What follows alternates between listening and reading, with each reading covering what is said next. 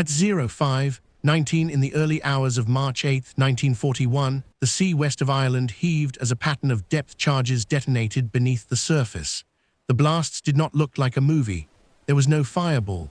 There was only a hard, ugly thump through the water, a brief boil of foam, and a smell of cordite carried on cold wind. On the bridge of a British destroyer, sailors leaned over the rail and waited for proof. For a moment, nothing rose. No wreckage, no bodies. Just dark water and a widening ripple.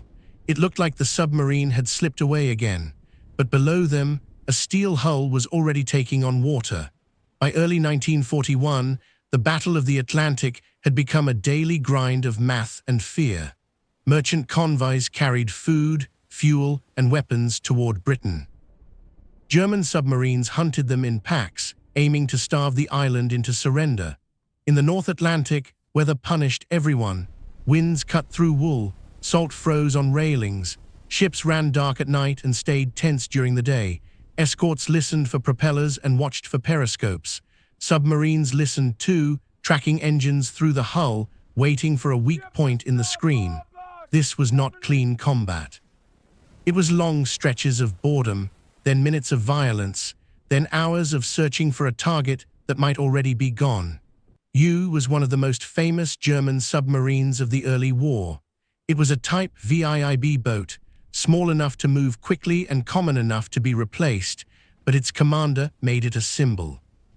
Günther Prien had become a public hero in Germany after he penetrated the British base at Scapa Flow in the early months of the war and torpedoed the battleship HMS Royal Oak. More than 800 men died in that sinking, most of them asleep. Prien's face appeared in newspapers. His nickname, the Bull of Scapa Flow, followed him everywhere.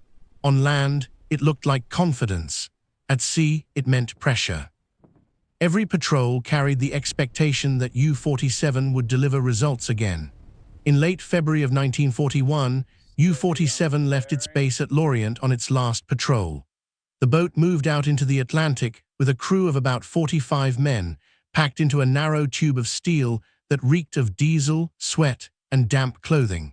The men slept in shifts because there were not enough bunks. Their food started fresh, then became canned, salted, and stale. Condensation ran down bulkheads. The air turned sour after long hours submerged. Batteries gave off fumes. The toilet became a problem when the sea was rough. A submarine was not just a weapon. It was a closed environment where small failures became big ones. Prien hunted the outbound convoys that left Britain and turned into the Atlantic. Those convoys were not glamorous targets. They were slow ships carrying cargo under threat. Escorts were always close, and aircraft could appear when the weather allowed. But convoy hunting was where the war was being decided, one sinking at a time.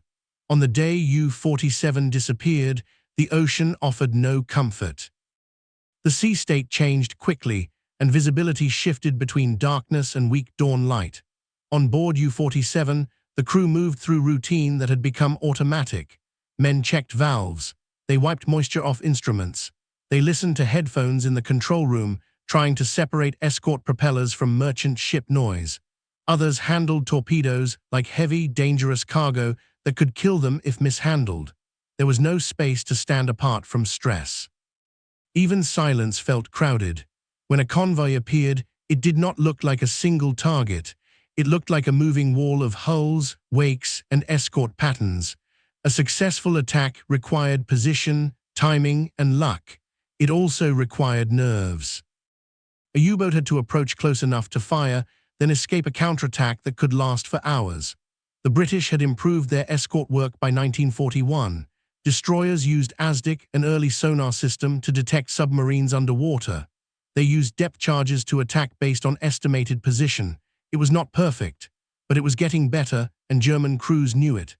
Prien attacked, and then the hunt turned against him. The first depth charges were not a clean hit or miss. They were pressure, explosions that slammed the hull with force you felt in your bones. Inside U-47, lights flickered, tools fell, men grabbed piping and rails. Someone shouted a depth reading. Someone else answered with rudder orders. The boat tried to go deeper, then tried to turn away, but water had weight and sound carried. Escorts above were moving fast, crossing and circling, searching for the moment the submarine would slip.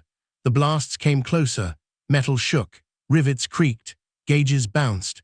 Then something changed that the crew could not ignore. A thin stream of seawater appeared where it had not been before. It was not dramatic at first. It looked like a leak you could manage. A sailor pressed rags into a seam and tightened a clamp. Another man ran to a pump. The boat kept moving, still silent, still trying to escape. But the leak did not stop. It widened, then split into more than one point, and the water found the lowest spaces first. A submarine could survive frightening pressure, but it could not survive time if it started flooding. Water threatened the batteries. Water threatened electrical systems. Water threatened balance. If flooding shifted the boat's trim, it could angle down and begin to fall deeper than planned. If it went too deep, the hull could fail. Up above, the destroyers did not see this. They heard nothing clear. They had no camera under the sea. They only had patterns, calculations, and instinct. They dropped more charges and waited for the signs they were trained to look for: oil, air bubbles, debris. Below, the crew felt the boat getting heavier. Men moved quickly but quietly because sound discipline still mattered. Valves were checked. Compartments were sealed. Someone reported rising water in a lower space. Pumps worked, but pumps only helped if you could keep power and keep the leak small. If the leak fed faster than the pumps could clear, the math turned against you. Then came the most terrifying possibility for a U-boat crew. If seawater reached the batteries, it could create chlorine gas, a sharp, choking poison that burned lungs and eyes. Men who had heard stories about battery accidents did not need to be told twice what it meant. Some crews had surfaced under enemy guns just to avoid dying from gas below. Others had died without ever reaching air. On U-47, the men did what trained men did when panic tried to rise. They worked, they counted, they reported, they tightened, they prayed silently or not at all. In the control room, Prien and his senior men had to decide what kind of death they feared most: the Escort's depth charges above or the sea and gas inside. At the surface, British sailors still doubted. Depth charges often failed to kill outright. A submarine could take damage and still escape. Some commanders hesitated to claim a kill without proof. The North Atlantic was full of false positives. Oil could come from a torpedo tube discharge. Debris could be driftwood. Air bubbles could be anything. It was possible that U-47 had slipped away into the darkness. But if U-47 was already flooding, slipping away had become something else. It was not escape. It was a slow loss of control. If you were on that boat, hearing explosions above and water spreading below, what would you believe in? Training, luck, God? Or would you understand that a single unseen crack could end everything, even if the enemy never saw you again? Not every death at sea left a visible scene. Flooding killed in stages. First, it stole power. Then it stole stability. Then it stole choices. Once water entered key spaces, every action became a trade. You could try to rise and risk being detected. You could try to stay deep and risk sinking beyond safe depth. You could blow ballast tanks to climb, but if the boat's angle was wrong, you might surface at the worst possible moment, right under escorts ready to fire. Somewhere in that long pursuit, U-47's situation crossed a line where the crew stopped thinking in minutes and started thinking in seconds. Even if the depth charges were no longer directly on top of them, the damage remained. The ocean did not care if the hunt ended. It only cared if the boat could hold pressure and keep water out. Then there was the part that made the sinking controversial. You did not leave a clear final message. No distress call came through later saying the boat was doomed. There was no confirmed wreck located in the years after. The British reports pointed to a depth charge attack by destroyers in that area and time. Some historians accepted that as the likely end. Others argued that U-47 could have been damaged, escaped the immediate hunt, and then sunk later due to flooding, a mine, or mechanical failure. The sea kept the answer. So here is the second question. When history cannot give you a clean ending, do you accept the most likely explanation, or do you keep searching for certainty that the ocean will never return? For the men in U-47, the exact cause mattered less than the final reality. They were trapped in a steel hull that depended on pressure integrity, pumps, and calm thinking. Their air was limited. Their batteries were limited. Their options narrowed as water rose. If the boat began to sink uncontrolled, it could reach crushing depth before anyone could stop it. If it surfaced too close to escorts, it could be rammed or shelled.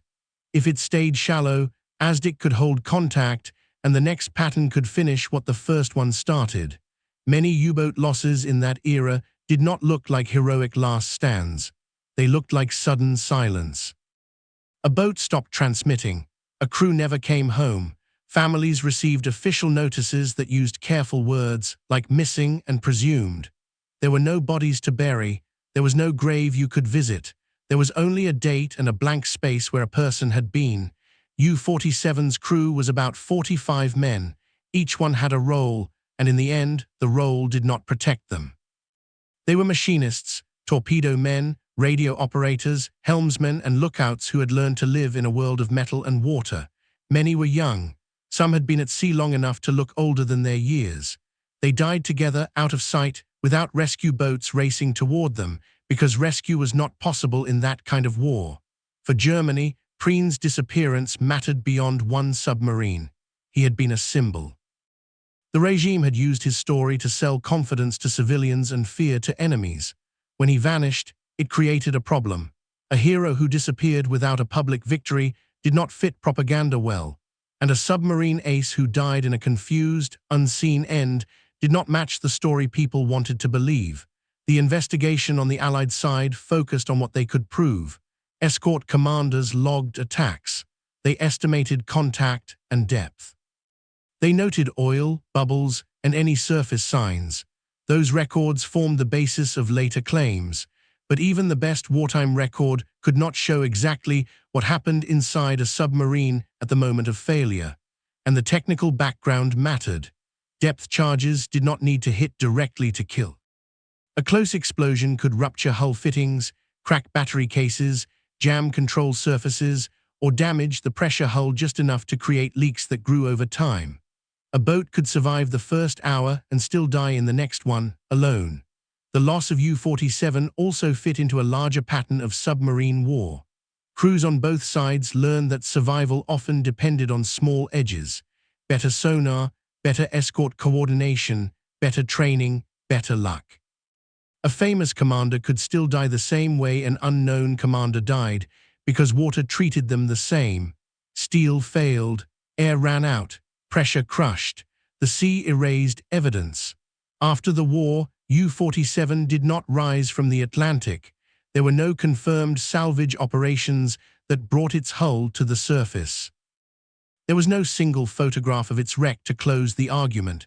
Prien's name remained in books and in disputes, tied to a victory at Scapa Flow and to a disappearance off Ireland. For families, there was no closure. For historians, there was only probability. At memorials, names were still read. In quiet services, the dead were remembered without needing certainty about the final seconds. The men were gone either way. The ocean kept the rest. U-47 did not end in a clean duel on the surface. It did not go down with flags flying.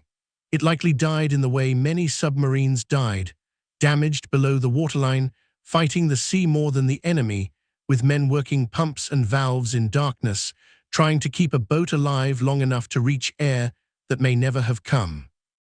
If the escorts believed the charges had missed, they may have moved on thinking the hunt was unfinished. But the real result could have already been decided under the surface, where the only witness was rising water.